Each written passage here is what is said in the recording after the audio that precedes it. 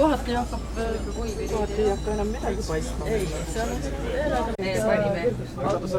Ei ole seal. Aga ma pole kunagi sükstesse. Ei, ne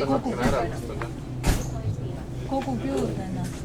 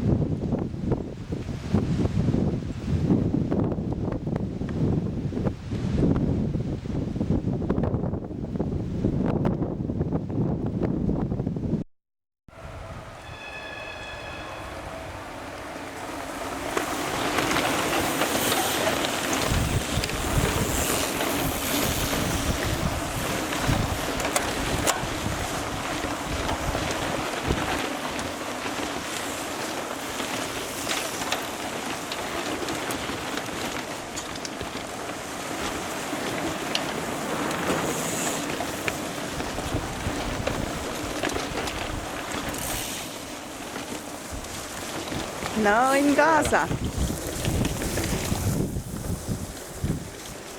Nii ja nüüd tuleb pikamaa liider ja kas see on endiselt Silver Schutz, kes juba 8. kilomeetril tegi konkurentidele vahe sisse? No loomulikult. Nii läheb lõpus väga tuliseks naiste vahel ja väga võrdne lõpp oli praegu.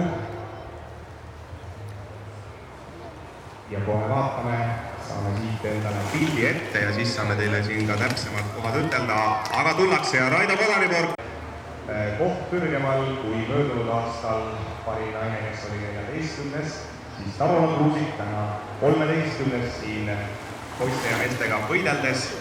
Aga tulemas järgmine mees ja numbri all 3.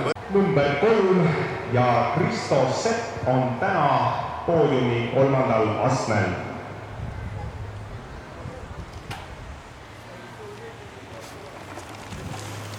Nii et tund 34.51,2 kulutas või sellised siis mõlema distantsi esikolmikud ja loomulikult tervitame ka Tarola Kruusikut, lühikesema kõige. Väga võimsat kiirust näidatakse siin lõpus veel. Mehed on mudased. Eilblau ja M40 Anukutuki esikolmik on Vaneaoga. Joonas Maor ja Roheli. Aga ootame ka pikamaa distantsi parimat naist kindlasti, pikki silmi ja põnevusega.